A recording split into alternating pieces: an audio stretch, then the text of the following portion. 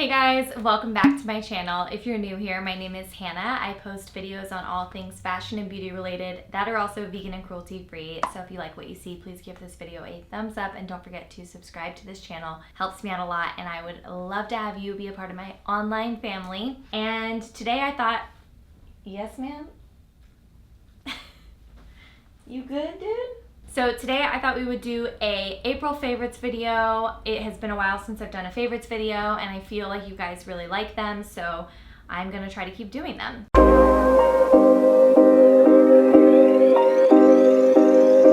So I have quite a few favorites. Believe it or not, I've been wearing a lot of makeup in quarantine, like maybe even more than I wore out of quarantine. For a couple reasons. One, I do think it helps give me some sense of like normalcy and routine when I do put on makeup. And it kind of differentiates the days where I'm just gonna relax and like not really do anything and the days where I need to get something done. So if you're feeling like you're in a funk, I would definitely try doing some makeup and seeing if that helps at all. I am a big advocate for mental health, so if you do feel like you need to just chill during this time, I totally 100% respect that as well. So just because I wear makeup doesn't mean you have to, but it did allow me to play with some products, so I feel like I have some new favorites to share with you guys. Let's start with the makeup. So I placed an order on ColourPop a while back, and I got their No Filter Stick Foundation, and honestly, had really low expectations for it. Usually when a foundation is on the more affordable side, I don't end up reaching for it as often. Like, I love having them in my collection for the days where I don't want to waste my nice foundation, you know what I mean. Like, there are those days where you're like, I want to put makeup on, but I don't care for it to be perfect. And so having the affordable foundation is nice for those days. But this way exceeded my expectations. Like, this is definitely one of my favorite foundations. Unfortunately, they're out of my shade right now. Otherwise, I would be ordering another one. I got it in the shade Light 50 Warm because I usually wear a self-tanner. And so when I wear a self-tanner, I need a darker foundation.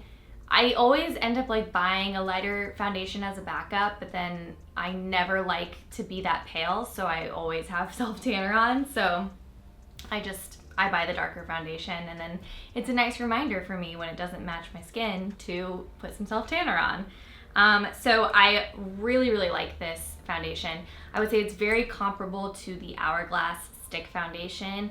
That's one that I really, really love, and that is a luxury product. I would definitely give this a go if they have your shade.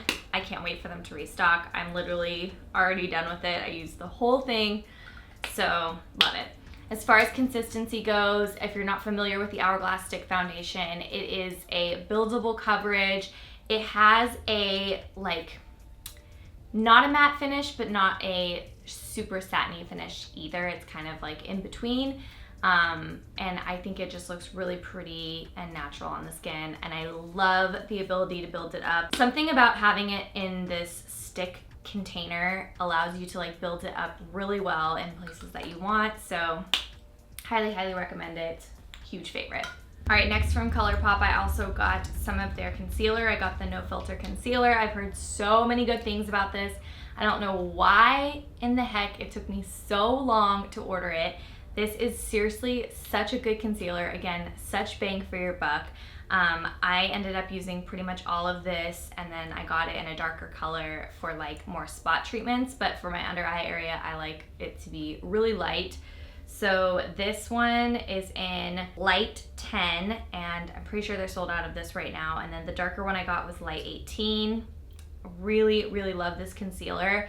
It's a very good coverage. So for those of you who like a thicker coverage, maybe you've got some redness and dark circles, this is a really good coverage, but then it's not super drying, where I feel like that's kind of the battle you have with high coverage concealers, is they can be drying. It's not the most hydrating concealer in the world, don't get me wrong, but it's also not going to suck your skin dry. It's like a nice in between. So very, very big fan of these products. I am going to definitely be ordering these again. All right, next from Derma E, this is the Sun Protection Mineral Powder in SPF 30. It looks like this was a collab, so I'm not sure if they have this exact one in stock still. Maybe they have a similar product. I will link it down below. But powder sunscreen. I kind of just never knew what to do with powder sunscreen, which I don't know why it was confusing to me, but basically sunscreen only lasts for a certain amount of time. You do have to reapply it. And for those of us who wear makeup, like, you're not gonna be reapplying sunscreen over your makeup, let's be honest. But this is a powder. It's very lightweight, so it's very easy to just dust on over your makeup throughout the day. So for me right now, I don't wear a full face of makeup every day. I'll do a lot of like where I'll do my eyes, and then I'll do spot treating on my face, and then like a little bit of cream blush and maybe a little bronzer, but not like the full foundation and primer and everything, which I feel like provides a really good barrier for the skin. If you have like your skincare, your sunscreen, your primer, your foundation, your concealer, like, it's really hard for the sun to get through that. But I'm not doing that every day, so this is a great solution for that. Also, just even if you are doing it every day, sunscreen is the most important thing that you can be wearing, as far as if you have wrinkles, if you have pigmentation, if you have acne scars, like whatever it might be, sunscreen is going to be your best friend. It is like the solution of all skincare woes. Every time I've gone to get a facial, that's usually the first thing the esthetician asks is, do you wear sunscreen every day? Because they can't help you if you're not wearing sunscreen every day. So important. So highly recommend getting some of this just to add in your bag, and try to remember to put it on throughout the day. It's starting to get hot now, so I feel like that helps me remember, like, oh, I need to be wearing sunscreen. Thought I would share that revolution I had of how to use powdered sunscreen. Don't know why I never thought of it. All right, next makeup product from Pacifica. This is the Highest Def Hemp Fiber Brow Set in the color Light. One Light, it says. Oh my gosh, I love this stuff so much. I am someone who really likes a bold brow, but I don't want to take the time to do it correctly every single day because sometimes it can just take too long. Like, I am a victim of over plucking my brows in high school and college, and so I have never fully recovered. My brows have spots that are missing, and we're working on it. I'm trying to avoid plucking them or getting them waxed or anything, so in the meantime I do want to make them look as good as possible, and that does require some sort of brow product. This is just the quickest way for me to darken my eyebrows, brush them out, and give them somewhat of a shape without having to go in and individually do the little brush hairs and all of that. Like, obviously if I want my makeup to look perfect, I will do that, but for everyday things, this is so easy. Honestly, brows are one of those things, like, I will put this on to go do a workout. I will put this on to just go to the grocery store. Like, if I can have nothing else on, but I can have some brow product on, I will feel really good. That and mascara, because those of you who have light hair will understand that, like without brows and mascara, you look like a different person. Like, it is so crazy how much of a difference it makes. So, love that product. Next, from Pixie, this is the Honey Nectar Nuance Quartet. So it has a blush, a highlighter, a bronzer, and a blush topper. Oh my gosh, I am obsessed with this thing. Like, I'm wearing it today, so you can kind of get a good idea of what the blush and the bronzer looks like. The bronzer is definitely dark, and the blush is really bright. So I would say this is going to be a better palette for those of you who have skin that's darker than mine, or you use self-tanner a lot. Because if you're more fair-skinned than I am, then it's probably gonna be a little too bold for you. You might be able to get away with like using a very light hand, but I would say like this is for those super tan summer months where you have like the perfect glow. The blush color, I actually don't think that I would ever pick this color out for myself, because looking at it, it looks a little too pink. I tend to like more peach colored blushes or mauve colored blushes for the fall, but it is just like the prettiest neon coral color. Like that pink really adds a punch to it that makes it just look like summertime. It's so pretty. And then the blush topper is also like a really nice addition if you want more of a shimmery look. The bronzer is super warm. It blends out so pretty. And the highlighter, I would say, is probably my least favorite part of the palette, because It's gold and it's a little sparkly for my taste, so it's a little too dark and a little too sparkly. But I still like having it in this palette. Like if I were to travel with this, I wouldn't feel like it was a total waste, because I could use this as like a highlighter on my body. Like I could use it on my shoulders, I could use it on my collarbone, just to give it like a really nice glow on top of a tan. But as far as like the cheekbones and like the nose and stuff, I wouldn't really use this highlighter for that. Other than that, I love this palette so much. It's got me so excited for summer. It just is so pretty. Last makeup product, this is from Charlotte Tilbury. This is the Film Star Bronze and Glow. It is a face sculpt and highlight, and this is in fair medium. So as I said, this was for people with darker skin than me. This is for people with my skin or lighter. It's a very fair contour paired with a more fair highlighter. So I'm wearing the highlighter right now, and it is seriously so pretty. I love it so much. It's such a natural, beautiful highlighter. And then paired with the bronzer is so nice as well. Again, I love these kinds of palettes for traveling. They just make life so much easier. You have to bring way less stuff with you. And especially if it's like a good palette where you will use everything in it. So this is one of those. Like this is definitely a more natural contour. I usually use a darker bronzer, but I will use this to kind of like start the contour, and then I can go over it with a bronzer. But this is good for like a nose contour or a more defined contour, or if you're new to contouring and you don't really want a super dramatic effect. This is gonna be so natural and so pretty. All right, so now I wanna talk about a couple of home products. First, I'm sure if you follow me on Instagram, you've seen it a million times. You're probably sick of it. You're probably like, girl, we get it. That dog bed's the best. You love it so much. It's a dog bed.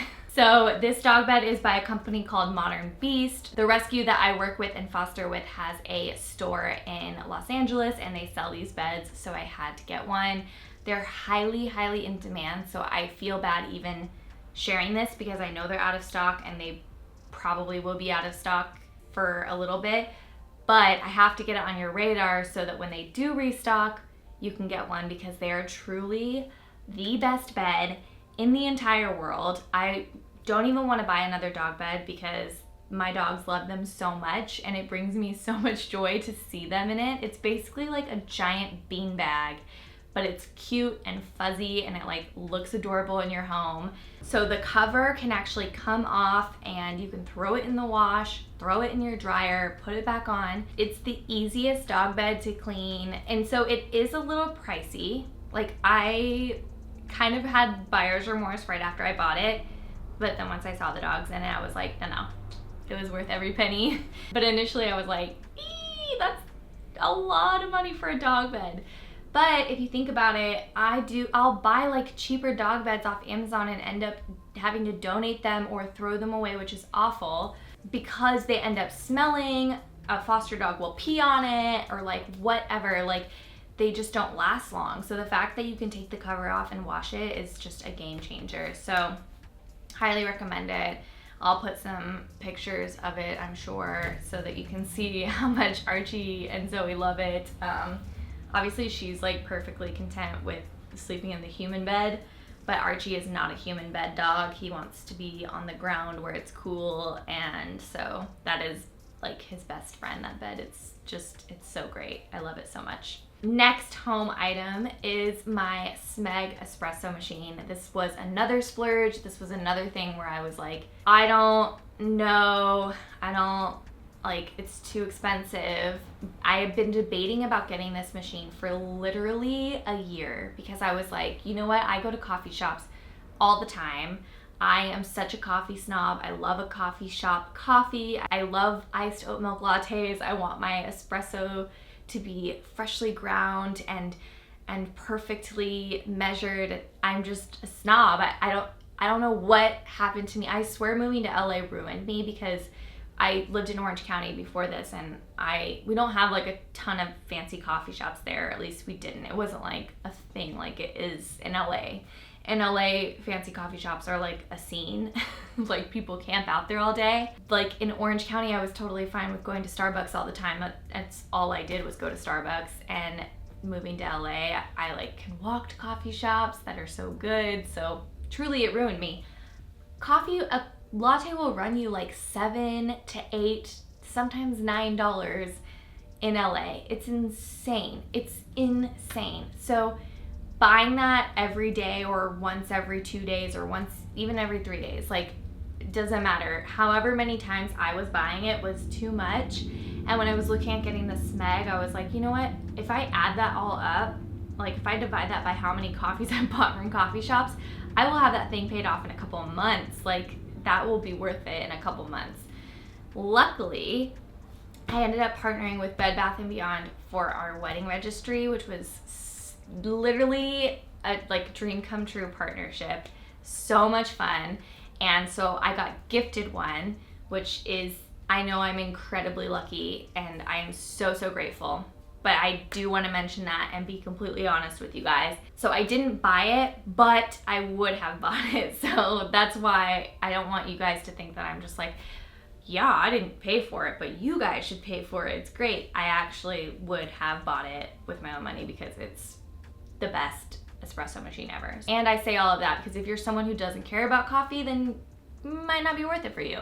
But if you're someone like me who like really likes a coffee shop coffee, it has to be not bitter, it has to smell delicious, like then you will love it. So I've been using it every single morning to make my iced oat milk lattes. I either use the Oatly barista blend or I use the Califia oat barista blend, the best barista blends in my opinion for an iced oat milk latte.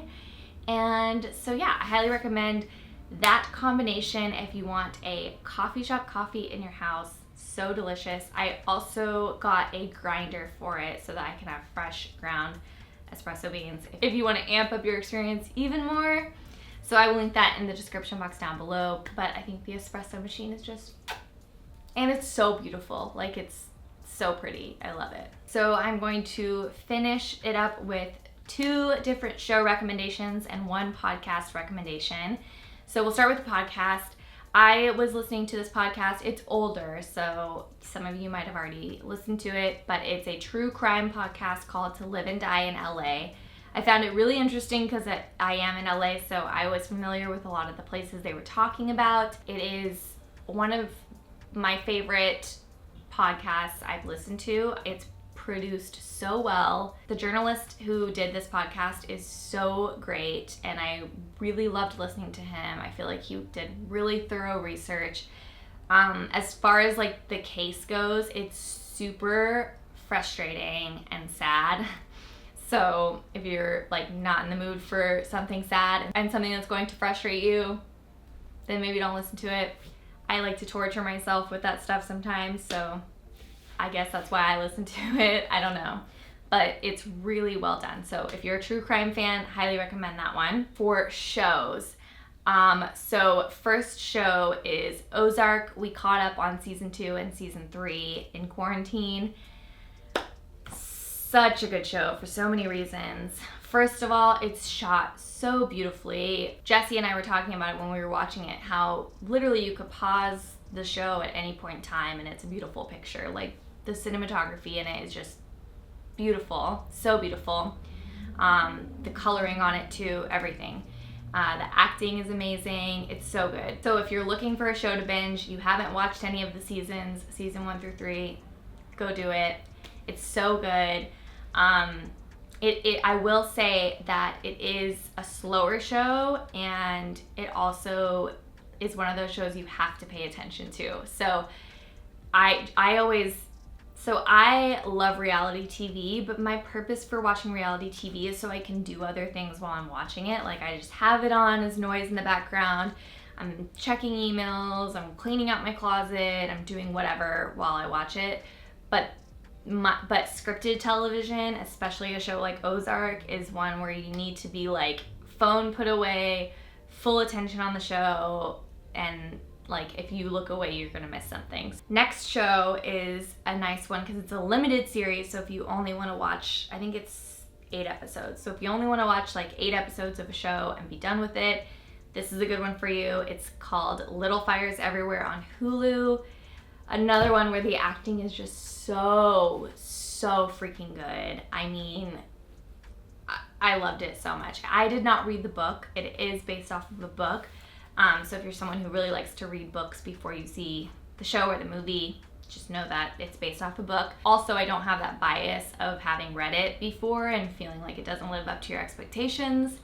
I just watched it, but I really enjoyed it. Reese Witherspoon, she is killing it in the crazy mom roles. Like, she is the craziest mom on television. It's so good. Like, between that and Big Little Lies, I'm like, girl, you kill it at that role. Highly recommend that show. It's a good one. That one's on Hulu, and then Ozark is on Netflix, so depending on what you have.